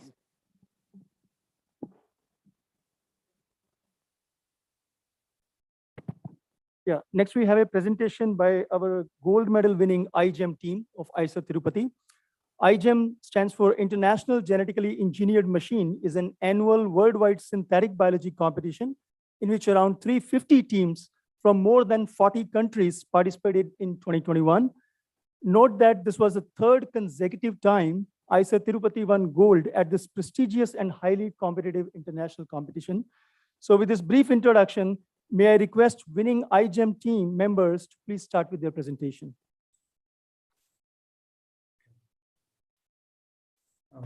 Just give me 1 second.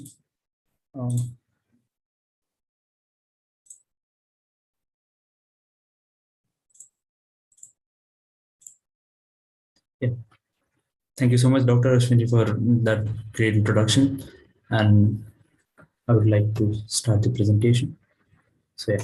Good afternoon, everyone. I'm Shreyas Samir Parki, a 3rd-year undergrad at IISER Tirupati and also the co-team leader of Team IISER Tirupati IGEM 2021. Thank you so much for inviting us for this presentation today. And today we are going to give a brief overview on what is synthetic biology, what is IGEM, and how our team's experience was during this year for the entire journey of IGEM. So when we talk about scientific approach, there's no absolute set of rules that guide the research in science, but the approach towards it is based on observing and exploring our surroundings, testing our ideas and hypotheses, while also looking at the social and the scientific relevance of our research. And since we are talking about science on the Science Day, we'll also move to a very interesting aspect of science over here, which is synthetic biology. So synthetic biology basically involves designing and construction of new biological entities such as enzymes, genetic circuits, and cells, or redesigning existing biological systems. Synthetic biology researchers across the world are harnessing the power of nature to solve problems in general medicine, pharmaceuticals, manufacturing, and agriculture. Just as engineers now design integrated circuits based on physical properties of materials and then fabricate them into circuits and processors, synthetic biologists also design and build engineered biological systems. In the recent decades, the advancements in the molecular biology have paved the way for synthetic biology to come to the forefront and be applied worldwide. The advents in genetic circuit engineering and gene editing tools such as CRISPR-Cas9 give synthetic biologists around the world the opportunity to realize their ideas towards a better future. Now, synthetic biology is not just about modifying biological systems for solving global problems. Well, it is so, but it also involves an entire cycle of wholesome science, which gives us an exposure of all the different aspects of science and research. Now, I'll hand over to Komal for explaining what is IGEM. Thank you, Shreyash. Good afternoon, everyone. I'm Komal Pati, a third-year undergraduate and the co-leader of IGEM 2021 team of IISER Tirupati. I shall take you on a tour to show you what is IGEM. IGEM, or the International Genetically Engineered Machine Competition, is an annual worldwide synthetic biology event organized by the IGEM Foundation of MIT Boston. It lets students from high schools to overgraduates to push the boundaries of science and solve real-world problems. Teams worldwide investigate and generate synthetic biology solutions to significant problems and present these solutions at a conference, which is known as Giant Jamboree at Boston or Paris. Fascinating, right? So how exactly does this work? Is through an entire journey that spreads over a year, where the teams come up with new solutions to the existing problems in the world. The project ideas is worked upon in three aspects. First, wet lab, which deals with the testing of the idea in lab through experiments. Second, the dry lab, which deals with modeling of the biological systems. And third, human practices, which allows IGEM teams to understand how the world affects their projects and how their projects affects the world. The team starts with this cycle in the month of February and prepare their project goals. They build upon their designs and make final submission during the end of the month of October. Every team has to prepare 12 deliverables, which include promotional videos, presentation videos, fill out safety forms and judging forms, and prepare a website which is known as Wiki. And these are to fulfill the medal criteria. The medals celebrate the accomplishments of IGEM teams, highlighting the underlying principles of IGEM, which is respect, community, and honesty. The top two teams win the grand prizes, and these are and there are several of other special prizes for which top 5 to 10 teams are nominated each year in every category. The IGEM team of IISER Tirupati has been getting gold medals for the last 3 years, and the 2021 team was nominated for seven different awards in different categories, and the highest number for an Indian team in IGEM competition so far. Now, you must be thinking, what happens to these IGEM projects after the IGEM competition takes place? So the Entrepreneurship Program Innovation Community EPIC of IGEM supports the development of the projects by connecting them to the relevant co-founders, mentors, investors, partners, and these people coordinate with them and allow these projects, which are about like 100 IGEM projects every year that take up this path and carry forward their projects after the IGEM competition. And what happens to the IGEMers after the IGEM? competition takes place. Us IGEMers, we are a part of a huge IGEM community. For anyone who wants to be engaged in IGEM related programming all over the world, we share our experiences to encourage people to understand the importance of synthetic biology. I hope this has given you an idea about the competition as well as the community. Now let me introduce you to our IGEM team and our journey in 2021. Our team consists of 15 undergraduates, and we are guided by Dr. Raju Mukherjee, Professor G. Ambika, and Professor B.J. Rao, our principal investigators. This year, our team designed Ovicloak, a novel contraceptive for uterus owners, keeping in mind the importance of contraception globally. Now, Shreyashi is going to explain our project further.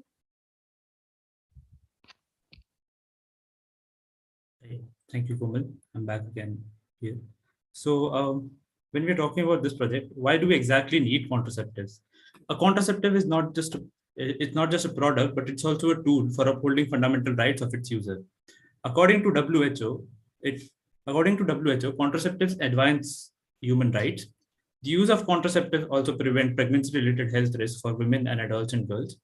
It also has potential non-health benefits like expanded educational opportunities, empowerment of women, sustainable population growth, and economical development across the countries.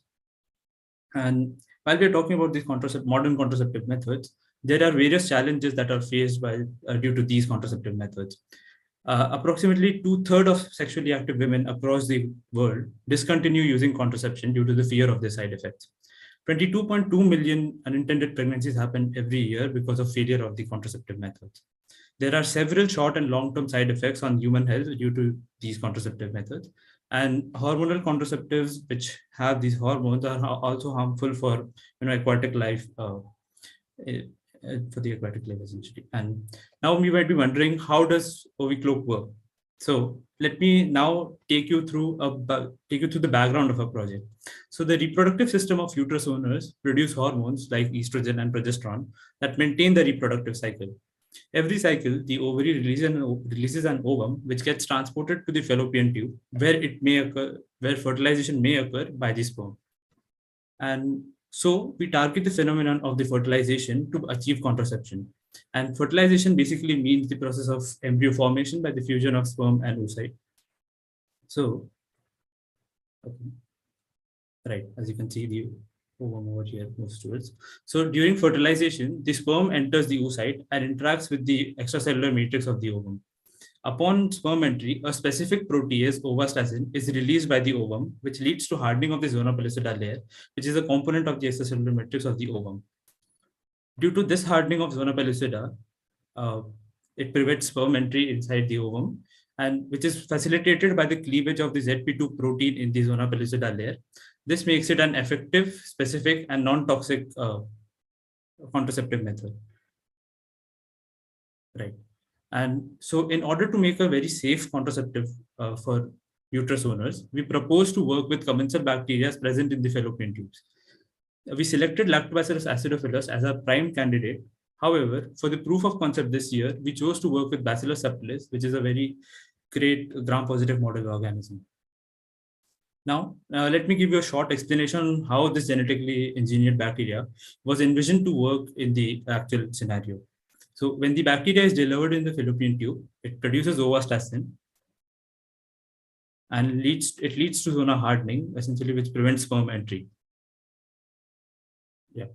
Now, the production of ovastatin is regulated by the progesterone levels in the tubal fluid, which is produced during the menstrual cycle. And that's how the engineered bacteria is proposed to act as a long-term contraceptive for uterus owners. Now, I would like to hand over to Lochan for explaining mathematical modeling and the aspects of our project. Yeah, thank you, Shreyas. So I am Lochan Chaudhary, a third-year student, and I contributed mainly to the dry lab of the project. So before I dive into the mathematical modeling of our project, I will briefly describe how it works. So you start identifying and formulating the problems that you want to solve in the biological system of your project. Next, you go deeper into the theory related to the problem to find the factors affecting your project. You then use your logical reasoning to formulate the information into the equations. Then you solve these equations using numerical methods or coding to get some results. And finally, you try to interpret the results and check if they are able to solve the problem. But if not, you follow the same cycle to make improvements until you get a satisfactory result. So we divided our project into three main modules, namely delivery and colonization of GMO, protease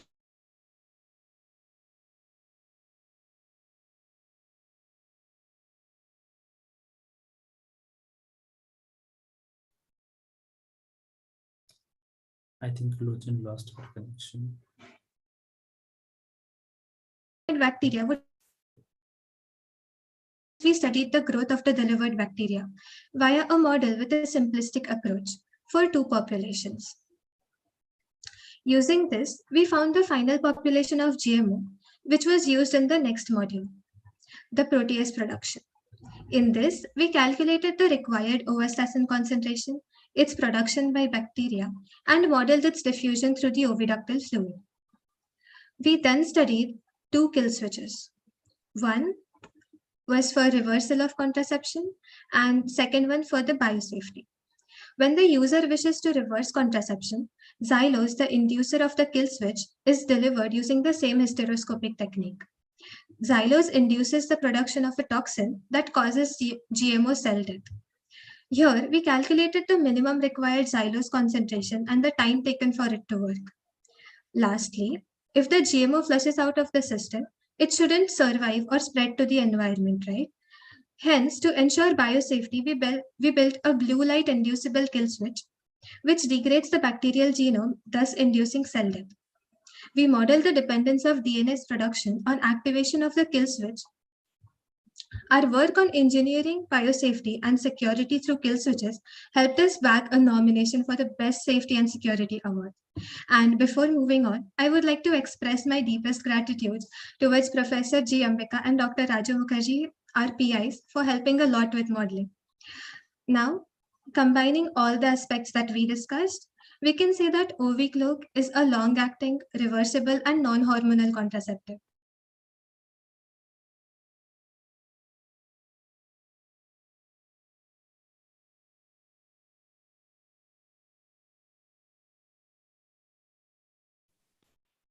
Okay, yeah.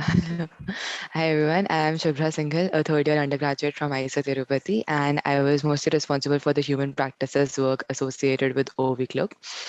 So human practices is the umbrella term that is given to the engagement with the world with respect to your iGEM project. It includes both integrated human practices as well as outreach activities. Our team understands human practices consisting of these three parts. That is reflection, responsibility, and responsiveness. Reflection pertains to identifying the values, inspiration, and goals associated with your project. So we started with a SWOT analysis, interviews, and surveys, and also performed a stakeholder value matrix. Responsibility pertains to working in a way that reflects the iGEM values of respect, accountability, community, safety, and security. Thus, we identified with the following experts for being more responsible with our project and engage with them to investigate to integrate their insights into our idea. We also met Dr. Diana Blythe, who is the program chief of the World Contraceptive Program at the National Institute of Health. She helped us understand the current needs of women around the world, the green print of contraceptives, and the clinical trials associated with contraceptive products. Responsiveness pertains to learning about the world outside the lab and an ongoing interaction to continuously improve our approach. We met with the following experts to understand the concerns of our stakeholders and also close the loop between our design and what is desired. It also helped us to understand how to communicate these heavily taboo topics to the masses. We are proud to state that our work for human practices earned us a nomination for the Best Human Practices Award for iGEM 2021. Diversity is a fact and inclusion is an act. Contraceptives should be for everyone, irrespective of gender and even sex. Through our journey, we realized this, and through iGEM, we were given the opportunity to actualize it. The true potential of any project lies in the inclusion of people from all spheres of life. When we started working on OviCloak, we were working on a contraceptive just for women. But through our engagement with various stakeholders, we came to know that the term woman is just a gender and thus does not include all the stakeholders of OviCloak. Our meeting with NGO Sex Education for India, we came to know that terms such as people with a uterus or uterus owner are much more inclusive of the transmasculine as well as intersex spectrum of individuals, and thus we make the necessary changes to our design. Further, to increase the accessibility of laboratories for visually impaired individuals, we developed an assistive technology software called LabEyes that can scan QR codes and convert them to speech. Our inclusivity efforts won OviCloak the nomination for the Best Inclusivity Award of IGEM 2021. The most exciting part of any iGEM project is the opportunity to reach out to people. We wanted to engage with the public on the topics of reproductive health, the microbiome, and synthetic biology. We conducted a webinar series called Shush the Hush, where sex educators discuss topics such as pleasure, contraception, and allyship. Our Instagram live series Ask About It saw experts having a one-on-one discussion with us about menstruation and sexually transmitted infections. On the occasion of World Environment Day, we conducted a session with our institute's Environment Club and prepared and distributed a brochure that encouraged more than 100 people to pledge for greener alternatives of contraception. To increase awareness about the reproductive tract microbiome, our team created an interactive comic zine for school and college students. To initiate a discussion about synthetic biology, we curated our very own podcast series called SynTrack, with the first few episodes giving an overview of synthetic biology, and then we invited fellow IGM teams from around the world to interview with us. We are proud to announce that our public engagement and education initiatives got OviCloak nominated for the Best Education Project of IGM 2021. After the completion of IGEM competition, we were glad to have received support and recognition for our hard work. We got an opportunity to showcase our work on biosafety and biosecurity at the meeting of state parties to the Biological Weapons Convention. We also got featured in the Equality Pursuit magazine by the We STEM initiative of IGEM for our work in promoting gender inclusivity in STEM. Some of our team members are active members of the Contraceptive Technology Innovation Exchange platform, contributing to increasing global access to resources on contraceptive research.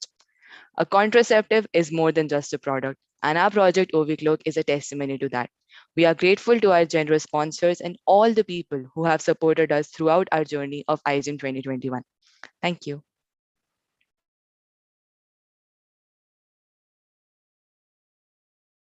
Thank you so much, Shubhra. And now we have some team members from my team who would like to share some of their experiences that they had during the IGEM journey. Starting from Akshay, are you there? If you can speak. Yeah. So, am I audible? Yeah, sure. Yeah. Okay. So this is Akshay Tavle from BSMS 19, and I'm a third-year undergraduate student in IISER Tirupati, and I mostly worked in the wet lab part of the team project. So thank you, Shreyas, for inviting me, for giving me opportunity to talk about the experience in the IGEM, about the IGEM team. So if you people want me to say it in the short, then I would say like it was a great experience to work with all the team, with other 14 team members on a project for a long 1 year, and which also includes the literature study and the experimental part mostly. So I learned many things in that year. Yeah, that's true. Like the time management, then the what we can say the teamwork, then the pressure balance that is in between the academics and the project work were the major players of that learning process. So not only this, but we have also learned about other experience of the other team members. So until that time, before we work on the new project, so we were only taking the problems from the textbook and solving them. So it was like we are getting some problems and the ideal situations to deal with such problems. But once we started to find out the new problems and working on them, we were tackling so many things because we were tackling the newer questions which are basically related to the real life situations. So since it is the real life situations, there is no ideal situations in that case. So here, if you think of the real life conditions, and when we are thinking about those problems and tackling those such kind of questions to answer them, we need to find out the solutions with respect to the system demands. That is, there is no ideal situation in that cases. So also we can say that the real world is so much dynamic, and we have to find out solutions with respect to that. So also I would like to say, like, and we should love this, the way science behaves in this case. So actually, and on the ending note, on this occasion of the Science Day, I would like to say, like, to all the students, including us, to always keep our thinking hats on and ask the right questions, because I believe that these are the right questions only which create a better future. Thank you. Thank you, Akshay. I guess your thoughts resonate very well with Professor Yadav's message today. Next, we have Aslaha. Aslaha, Hi all. Yeah, am I audible? Yeah.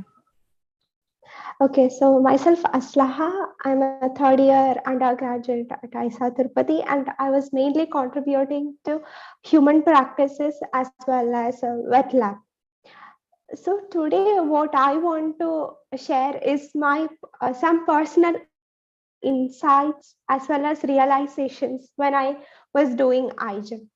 So basically, I understood how powerful is science, and specifically synthetic biology, as I could see 360 teams with their projects with a wide variety of applications just by the with the power of synthetic biology.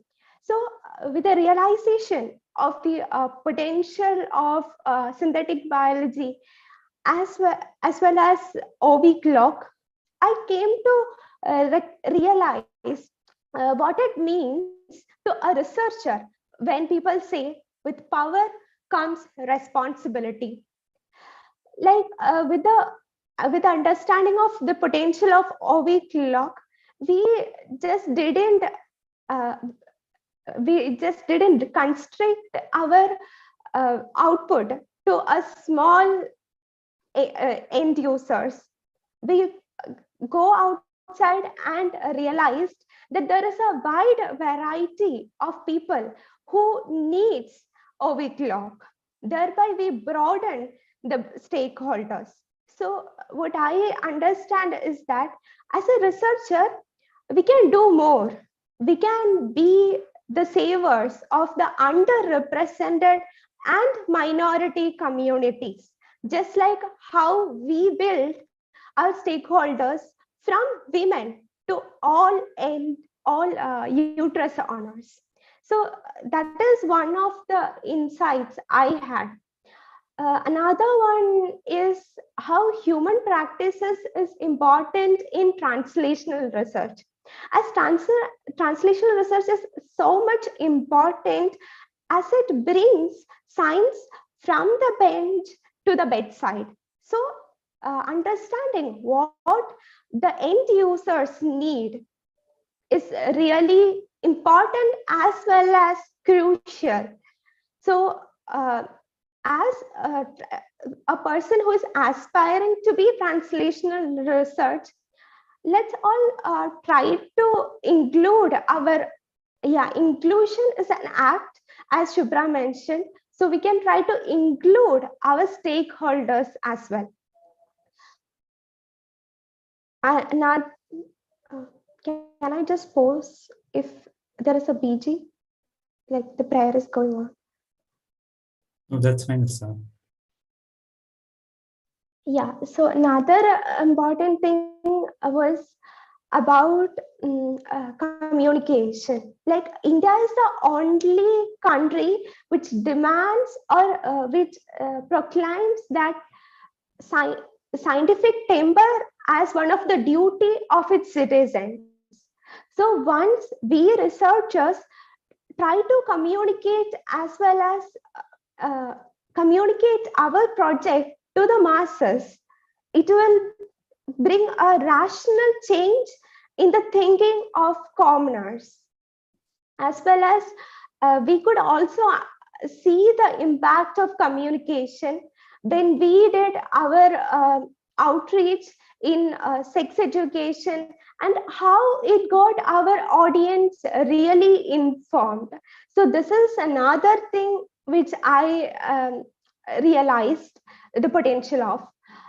So these were the understandings I had, and also IGEM really helped me to build a team player role, as well as being vulnerable, as asking for help is important, asking for collaborations is important. So yeah, these are my insights I wish to share with you. Yeah, thank you.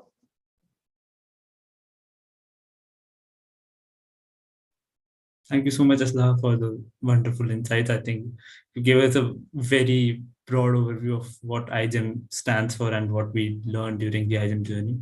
And now we have Shivam, who would like to express his views and experiences. If Shivam, you can. Yeah, am I audible? Yep. Yeah. So, good evening, everyone. I'm Shivam Kumar from BSMS 2019, part of IGEM 2020 team. 2020. So I mainly contributed in math modeling, design, and in the deliverables. So IGEM helped me to develop a lot of science communication skills. It gave me an opportunity to learn how to make comic zines, illustrations, podcast, and video making to spread science to a larger audience. Also, before IGEM, I had very less idea about making website, but thanks to one of my friend and also the team member Ankush, who helped me learn that thing, and which further helped our team altogether to make up to the nominations of the best. Yeah, that's it. Thank you. Thank you so much, Shivam. And all my teammates do have a lot of experiences to share and fun stories to share, but I think we are on a time front. So if you have time for questions, we can take up those, or we could conclude the session from our end.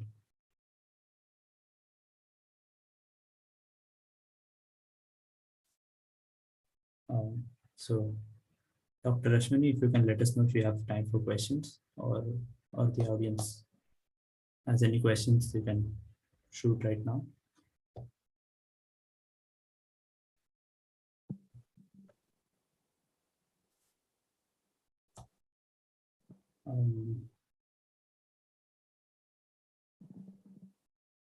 Right. Okay. Yeah. Thank you. You are done wonderful. Do you have any plan to continue? So, sir, as mentioned by Shubhra, some of our team members, including me, are a part of the Contraceptive Technology Innovation Exchange, which is essentially a platform where a lot of contraceptive experts and a lot of stakeholders work together towards contraceptive making. So we are involved in that process, and we are trying to. Some of us are trying to pursue this. So yeah, we hope to get good outputs and hope to make advancements in future in terms of this project. Yeah, thank you. Thank you so much. And our concluding remark would be our best wishes to the future IGEM teams of IISER Tirupati. Thank you, everyone.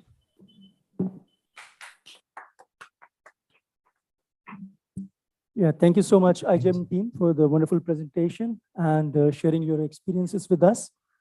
So as we know, moving to the next agenda, as we know, on Science Day, the theme-based science communication activities are carried out all over the country. So our students also, they participated in various activities organized by outreach team at IISER Tirupati, as Professor Ganesh also mentioned in his opening remarks. That activities include science quizzes, presentation by students, communicating science through various art forms such as dance, paintings, etc. And all the students did a wonderful job in our Science Day activities this year. And it is now time to recognize their efforts. And I now announce the prizes for various Science Day competitions. Okay, so for the activity communicating science through art, so judges decided to give prizes in two different categories. One is the dance and the second is the painting. In the dance, the first prize goes to Komal and team. And the second prize goes to Smriti. And for the paintings, the first prize goes to Ayushman. And the second prize goes to Rukmini. Congratulations. So for the Shemushi Jeopardy winner, it's a science quiz.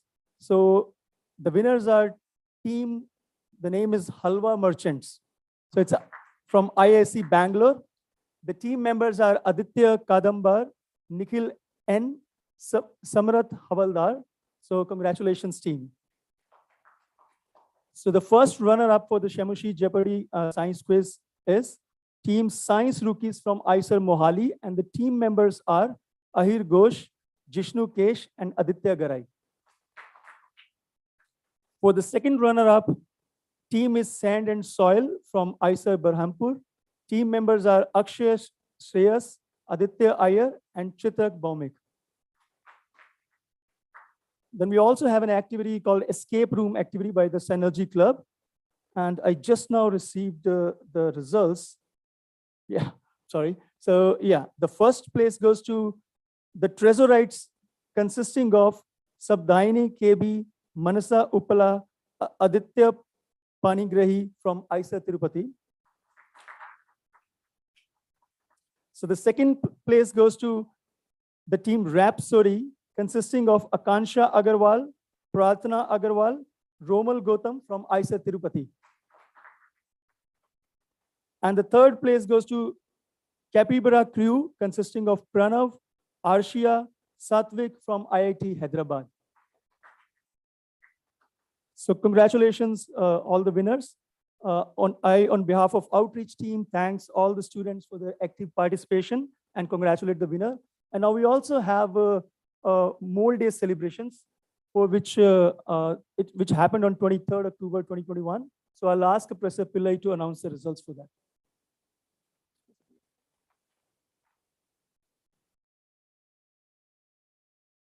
Yeah, good evening. We have results for the Mole Day celebration, which we conducted on 23rd October 2021. Of course, Mole Day is 23rd October 2021. The first place goes to reactants team. Reactants team consists of Alicia BS, Gopika Sundar, and Vajiha.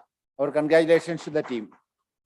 And the second place goes to Earthlings team, consisting of Kritika Avadani and Aishwarya MH. And the third prize goes to Coordinated Bond team, consisting of Sakshi Gupta, Shreyata, and Saujanya. We congratulate all the team members, and I am sure the prizes would be distributed on the Foundation Day by Director. Thank you all.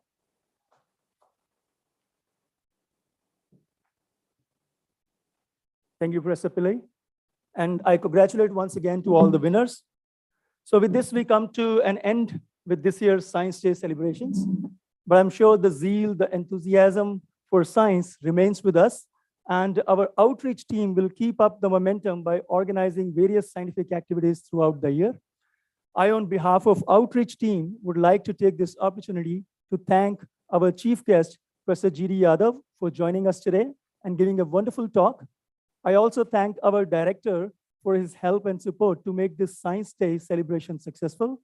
I thank all the departmental chairs, judges for science activities, Professor Ambika, Professor Nagraj, Mr. Murugaraj from IISER Tirupati, and Dr. Sanchayan from IIT Tirupati, all the student clubs and participants from IISER Tirupati, as well as from other institutes to take part in various science activities, student volunteers for their help in making the flyers and the posters for Science Day.